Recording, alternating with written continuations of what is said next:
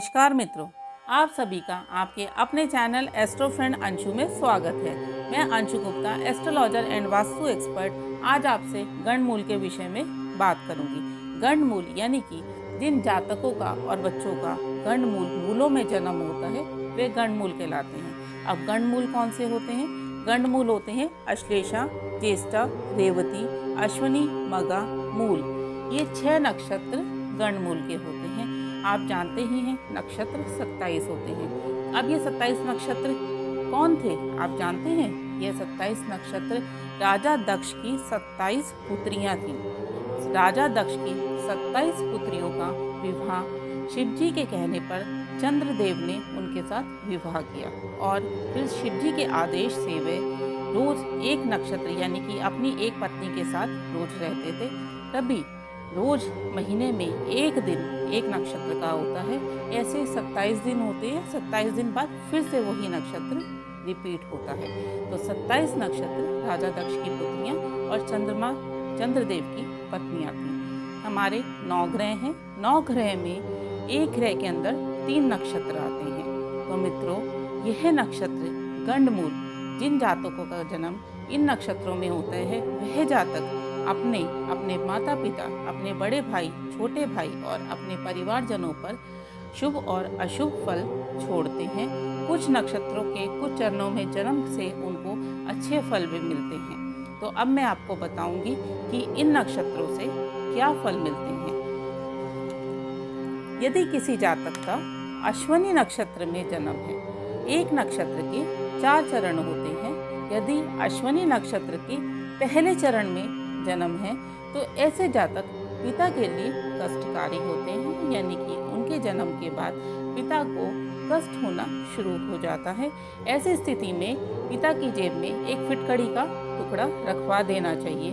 27 मूली के पत्ते बच्चे के सिराने रखने चाहिए और सुबह स्नान आदि से निवृत्त होने के बाद वह पत्ते जल प्रवाह कर देने चाहिए। ऐसा 27 दिन तक रोज करना है और 27 दिन बाद मूल की शांति करानी है। जिस नक्षत्र में जन्म है, जब वह नक्षत्र 27 दिन बाद दोबारा आएगा तब उस नक्षत्र की शांति करानी है। अश्विनी नक्षत्र का दूसरा चरण, ऐसे बच्चों को या ऐसे जातक सुखी होते हैं, इनको ऐश्वर्य मिलता है, नेम फेम मिलता है। अश्विनी नक्षत्र का तीसरा चरण, ऐसे जातक उच्च पद पर होते हैं, ऐसे जातक बहुत फेमस होते हैं। अश्विनी नक्षत्र का चौथा चरण, ऐसे जातकों को मान सम्मान बहुत मिलता है, हाई पोस्ट पर होते हैं और नेम फेम इनका बहुत होता है। यदि किसी का जन्म मघा नक्षत्र के पहले चरण में है तो ऐसे जातक की माता को कष्ट होता है। मघा नक्षत्र का दूसरा चरण है तो ऐसे जातकों की पिता को कष्ट होता है। यदि मघा नक्षत्र का तीसरा चरण है तो ऐसे जातक के पास संपत्ति बहुत मिलेगी और वह एक सुखी जीवन व्यतीत करेगा। मघा नक्षत्र का यदि चौथा चरण है तो ऐसा जातक धनवान भी होगा और विद्वान भी होगा, ज्ञानी भी होगा। यदि ज्येष्ठा नक्षत्र का पहला चरण है तो ऐसे जातक बड़े भाई के लिए कष्टकारी होते हैं, यानी कि इनके जन्म के बाद बड़े भाई को कष्ट होना शुरू हो जाता है। ज्येष्ठा नक्षत्र का यदि दूसरा चरण है तो ऐसे जातक के छोटे भाई को परेशानी रहती है, कष्ट रहता है। यदि तीसरा चरण है तो माता को कष्ट रहता है और यदि ज्येष्ठा नक्षत्र के चौथे चरण का जन्म है तो ऐसे जातक स्वयं के लिए परेशानी खड़े करते हैं, उनको स्वयं को ही कष्ट रहता है। यदि रेवती नक्षत्र का जन्म है, रेवती नक्षत्र के पहले चरण का जन्म है तो ऐसे जातकों को राज सम्मान यानी कि ऊंची पदवी मिलती है और धनवान होते हैं, पैसे के जीवन में इनको कभी कमी नहीं रहती है। यदि रेवती नक्षत्र का दूसरा चरण है तो ऐसे व्यक्ति उच्च पद पर होते हैं। यदि रेवती नक्षत्र का तीसरा चरण है तो ऐसे व्यक्ति धनी होते हैं और सुखी वैवाहिक जीवन व्यतीत करते हैं। रेवती नक्षत्र का यदि चौथा चरण है तो ऐसे व्यक्तियों को, ऐसे जातकों को अनेक प्रकार के कष्टों को भोगना पड़ता है। यदि अश्लेषा नक्षत्र का जन्म है, अश्लेषा नक्षत्र का यदि पहला चरण है तो ऐसे जातक सुखी होते हैं, सुखी जीवन व्यतीत करते हैं। यदि अश्लेषा का दूसरा चरण है तो ऐसे जातकों के हाथ से धन की हानि बहुत होती है, पैसे का नुकसान रहता है। यदि अश्लेषा का तीसरा चरण है तो माता को कष्ट रहता है, और अश्लेषा का यदि चौथा चरण है तो पिता को कष्ट रहता है। यदि मूल नक्षत्र का जन्म है तो मूल नक्षत्र के पहले चरण में पिता को कष्ट होता है। जिन जातकों का मूल नक्षत्र का पहले चरण में जन्म होता है उनके पिता को कष्ट मिलता है। यदि मूल नक्षत्र के दूसरे चरण का जन्म है तो माता को कष्ट मिलता है। यदि तीसरे चरण का जन्म है तो धन की हानि होती है, यानी कि अनावश्यक खर्चे, अचानक से कुछ ऐसे खर्चे आ जाना जिसमें पैसे का बहुत ज़्यादा खर्चा हो जाता है। यदि मूल नक्षत्र के चौथे चरण में जन्म होता है तो ऐसा जातक धनी भी होता है और सुख शांति से अपना जीवन व्यतीत करता है। तो मित्रों, ये तो थे गणमूल के 6 नक्षत्र। क्या आप जानते हैं कि एक और नक्षत्र होता है जिसे हमारे 27 नक्षत्रों में स्थान नहीं मिला है, पर वह नक्षत्र बहुत ही शुभ नक्षत्र माना जाता है। वह है 28वां नक्षत्र, अभिजीत नक्षत्र। अभिजीत नक्षत्र ये बहुत थोड़े समय के लिए आता है और इस नक्षत्र का पूरे दिन में 20 मिनट का समय होता है।